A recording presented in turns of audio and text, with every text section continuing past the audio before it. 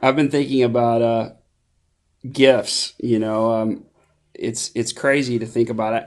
My philosophy on Christmas shopping is usually if I see something, I might get it throughout the year, throw it in the closet, forget about it. And then I'm notorious. It's my own personal Christmas tradition. Nobody's invited. It's just my deal. But 4 o'clock in the morning on Christmas Eve, I go to Walmart and I get the nieces and nephews gifts, and it's fun. It's I'm just me and the people, and I don't know if anything's on sale or not, but there's nobody there, so it's good. And then I come home and wrap gifts, and that's my Christmas Eve because I just don't. I hate shopping. I hate the idea of gifts. Like I love giving gifts. That's my love language, but to receive is not a big deal to me, and so. But I just hate shopping. I don't like that kind of stuff. But certainly Black Friday just happened, and some of you may have jumped all over that. I drove from Brandon to Livingston. Had I not, I would have not gone to the mall or Walmart or Target or I mean Black Friday is not Brad Friday for sure. It's just not my thing. And then Cyber Monday is the new phenomenon, right? Where everybody does their things. And I like to buy online. It's very convenient, but I kept getting emails saying, oh, it's your last chance for Cyber Monday sales. And I can't keep up. Like that's not my thing. So I wasn't, uh, I wasn't into that either. But the whole concept of gifts really drives back to the wise men. And again, we getting ready here for production of Bethlehem, and when you drive in, you see the three wise men who've come. They haven't made it to the stable yet. And if you really follow the Christmas story, it's interesting because wise men and shepherds were never together. The wise men may have arrived when Jesus was two. So more like seeing Ben than seeing a newborn would have been really more of what that would have been like. So you don't think of it in those terms. But those wise men really, and if you guys have probably heard me teach this before because it's one of my favorite Christmas messages, but those wise men had some really interesting perspectives that they offer the king. But it goes back to the gifts that they brought. And so I just, in the spirit of thinking about shopping, and I'm not really doing this talk anywhere else. Sometimes I do a talk for us that I might do on a Wednesday for kids, but this is just what's on my heart. But I think about those wise men and the great gifts that they brought of gold, frankincense, and myrrh. And gold is an interesting thing if you think about it. Gold was a gift that was reserved only for kings. Today we live in a society where our economic system is based on gold. In theory, at least, our U.S. dollar is backed up by gold at Fort Knox. We live in a very advanced mining society where gold can be mined in Alaska or gold can be mined in South Africa. The Western United States, California, so much of what happened goes back to 1849 and the gold mining, the gold rush in California.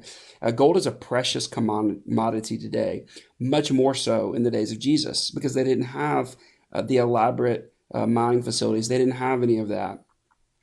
It's interesting. I think I've read some archaeological stuff where they've kind of dug into the area around Nazareth where Jesus grew up, and they found a few bronze coins from that era. They've never found a silver or a gold coin from that era, and the reason is not because they didn't exist, but because those people didn't have them. It was a village of paupers. You remember when they're discovering or talking about Jesus in Nazareth, could anything good come from there? I mean, it was such a foreign concept to think that gold or money or anything could be associated with Nazareth or with Jesus. Again, no money, no room in the inn. And so here he is in the stable and then in a house. But here are these stargazers, and they show up with gold. Gold was a gift for a king.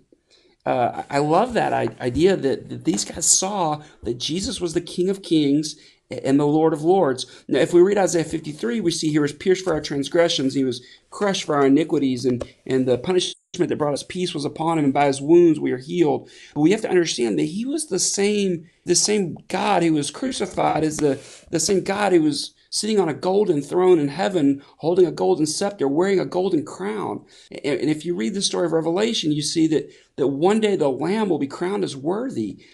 And so the King is a King of Kings and a Lord of Lords. If you haven't ever seen it, I want to encourage you to Google a video called "That's My King" by a guy named S.M. Lockridge, and I love the way he talks like this. I wish I could talk. My voice, gosh, I wish I had the African American pastor voice. I just don't.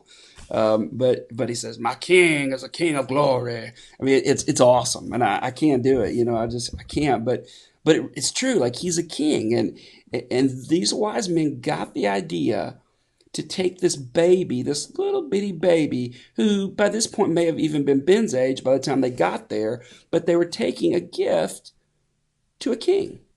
And I love that. I mean, it's a really interesting idea, something very precious. And we don't know. What did Mary and Joseph do with that gold? I don't know. Did they sell it and they had a way to have food? Did Joseph, offer inventory in his carpentry shop with the gold? We don't know. We don't get the rest of the story like Paul Harvey tells, but we know that the wise men brought gold. It was the one thing I think of the three gifts that would have lasted. Frankincense and myrrh as minerals would have probably disappeared, but gold is something that's going to last. So what are they going to do with the gold? I don't know.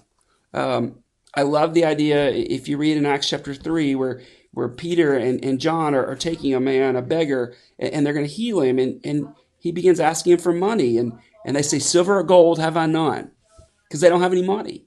But Jesus did. At some point in his life, Jesus had gold because it was a gift.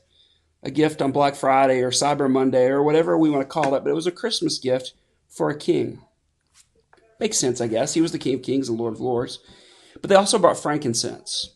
Frankincense, we don't really think about at all. You can still see it. Perhaps if you went to like Hobby Lobby or Pier 1 or something, you can see what it looks like. But frankincense was just incense. And frankincense was used in the days of Jesus only by priests. And so what they would do is they'd take an altar, and in the temple it's called the Holy of Holies, but they were, even in the worship areas, they would take an altar and they would burn the incense or the frankincense. And as the smoke drifted up, it was an image of prayers going to heaven. So it was a gift that would have been used by priests. Now, we don't think about that like, as a pastor, I'm a guy who prefers, sandals and shorts. Like I'm not the priest guy, but in the Jewish society, the priest guy was the guy who was the intercessor with God. Like the only way they could have contact with God was through the priest or the rabbi. And so when they're bringing gifts to an intercessor, to someone who is going to bridge the gap between earth and heaven. It's like the horizon where heaven meets earth. That's the role of the priest. And so they're taking those gifts and they're taking them and they're bringing them to a baby. Isn't that amazing? But they saw right away that they needed a priest. If you want to read more about the priest, I encourage you to read Hebrews. It gets heavy. Guys like Melchizedek, and you're like, who is that? And you can do some study, and maybe one day we'll kind of look through a guy like Melchizedek. But he was a high priest. And the author of Hebrews kind of outlines the idea that, hey, we have a high priest who is perfect in every way, but he's without sin. And so I love that view of a gift for a priest. I mean, king, gold, that makes sense. And priest, frankincense, I guess I can see that. But the third gift is the one that really leaves us kind of saying, wow, they got it, didn't they? Because they brought myrrh. They brought myrrh to a manger. Myrrh is actually the only gift that Jesus ever got twice. We have no record in Scripture that he got gold again. I think it's very likely he never did. Frankincense he perhaps could have had. I mean, I suppose he and the disciples could have been kicked back and praying and they had some frankincense, but we don't know that. But we do know for a fact, because we're told in Gospel of John, that Nicodemus brought myrrh once again to Jesus. The time he brought it to Jesus, he would have needed it, but he didn't know he needed it, because you see, he brought it to Jesus the corpse. In the days of Jesus, myrrh was a preserver. It was like an embalming tool. They would pack the body with myrrh because it would take away the stench of death and decay. They didn't have the modern funeral director kind of stuff that we have today. And so they would just, without embalming the body or anything, they would just have to pack the body in myrrh because it was such a strong scent that would mask the scent of death and decay. And you've smelled that smell, like maybe you're walking through the woods or maybe, along some roadkill or something, and you get that. And it's just a terrible smell. I was with my mom there in the storage room at the house the other day, and she goes, "Oh, I think we have a mouse in here." It's terrible. Well, you can imagine, what about an adult male? Wow. I mean, we stink enough as it is, right? But a dead adult male, what a terrible smell. And so you'd have to pack the body with myrrh. What a strange gift to bring to a newborn baby. I mean, did they think perhaps he was going to be dead? I don't think so. Did they think maybe Mary would die in childbirth? It was very common in that day, but I don't think that's it either. Did they think maybe there's some dead animals there in the stable? I don't think so. I think they got it. I think they were trying to show us a gift of what Jesus was to be, a corpse, a sacrifice for all of us.